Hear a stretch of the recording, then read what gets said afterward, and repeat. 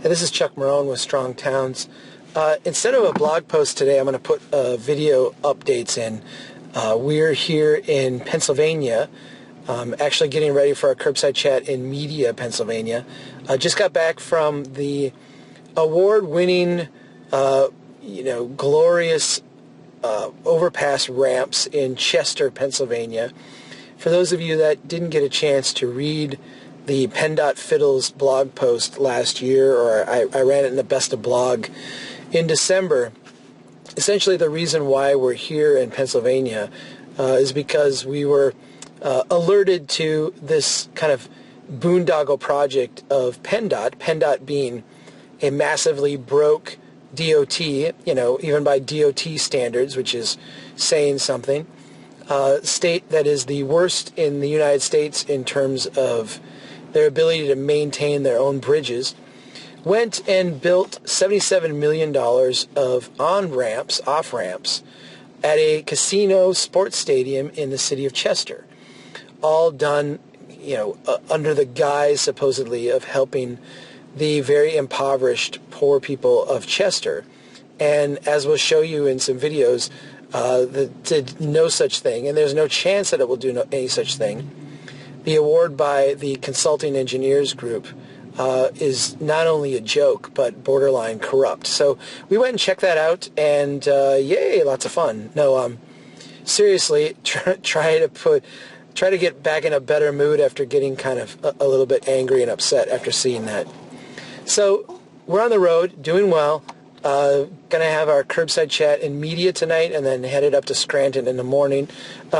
Hang on, Justin, you got anything you want to add to this conversation? Hey, everyone. We got one curbside chat down and 10 to go, and Chuck's already losing his voice, so I'm a little bit nervous. It is true. I think we'll make it through.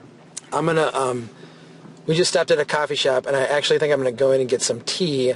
I am not a coffee drinker, but I will drink the occasional little bit of tea, and that may help with the voice. And then we're just going to listen to some Michael Lewis and not talk here for a while I upload some videos. So take care, everybody. We'll talk to you again soon.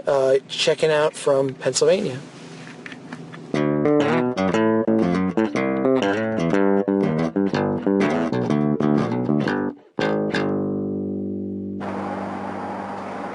All right, here we are in Chester, Pennsylvania, home of the famous $77 million award-winning traffic ramps provided by the Pennsylvania Department of Transportation.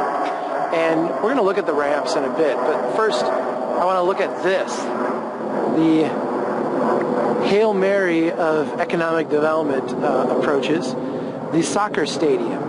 Now, just for a little context, we're in the city of Chester, a very poor city, a city with a median household income half the state average, with a average housing price of half the state average. Yet they have a soccer stadium built here as an economic development generation tool. And you can clearly see, while this might be a pleasant facility, it might be a very nice place, the location was done simply so it could be on the waterfront. And there's the waterfront right there, the bridge, picturesque location. But this is a one-dimensional investment. I mean, it's not adding any value to the adjacent land. I mean, let's take a look at, the nothingness that exists over here. Obviously, there's nothing in the water that gets value added from this. There's nothing this way. You've got these monstrous ramps, and on the other side there's literally nothing. You've got, even this property here, this rundown place is not redeveloped in any way. It looks bombed out and half abandoned. There's nothing going on here. So essentially you have this enormous investment put here under the guise of economic development, but in reality probably just making one property owner wealthy.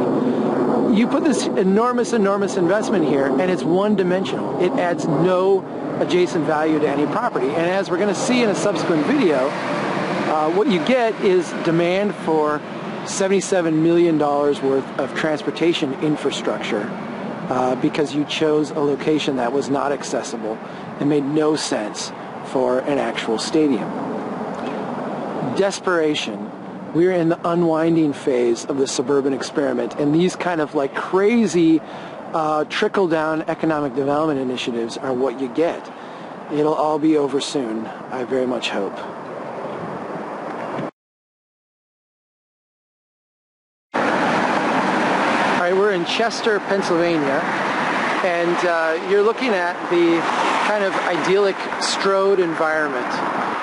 You can see here we've got, you know, just a local street where we put 4 lanes of very fast-moving traffic. Obviously, you can experience that the same way I'm experiencing that here. You've got the turn lanes and everything, but you know, there's nobody doing anything but driving through here as quick as they can, despite the fact that, holy criminy, that guy got me going like 70. Despite the fact that you've got turning cars, you've got stopping cars, theoretically people could, you know, be pulling out wherever. Of course they're not, because everything along here has died. Despite the massive investment in ramps, and I'll give you a nice view of the award-winning PennDOT $77 million ramps. And despite the, you know, what I'm sure is amazing traffic counts through here, this street is lined with stuff like this.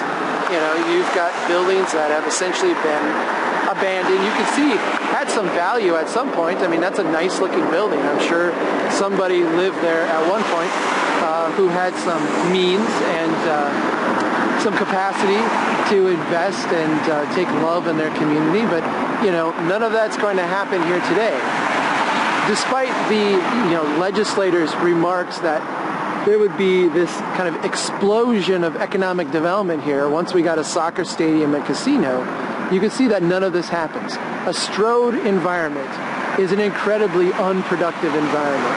And spending $77 million on, you know, moving cars more quickly, especially when you're talking about to peak events and one-off sites like a stadium or casino, are simply not creating economic development opportunities. You can look at the street and simply see, you know, we are not getting along near anything in terms of a return.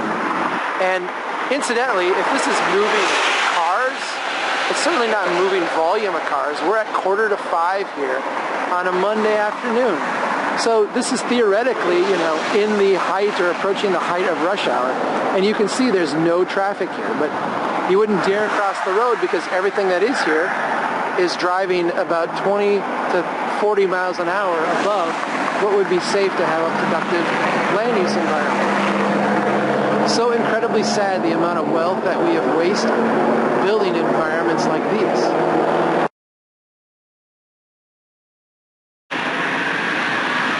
Okay, here we are in Chester, Pennsylvania, home of the PennDOT $77 million award-winning ramps, an award given to them by the American Council of Engineering Consultants, an award they were very, very proud to get. You have the construction of these 2 ramps coming down here and, you know, meeting this Strode, this really like low volume Strode condition that exists in this area. And I want to show you what this type of investment, which is, you know, not actually moving any cars in a productive way. I mean, there are no cars here, so to speak of. What investments like these do to the surrounding neighborhoods. I mean, you can see exactly what has been done to this neighborhood. Total disinvestment, total depreciation of property values. If anything, this has ruined, you know, whatever semblance of value there still was in this neighborhood has been destroyed by this highway investment.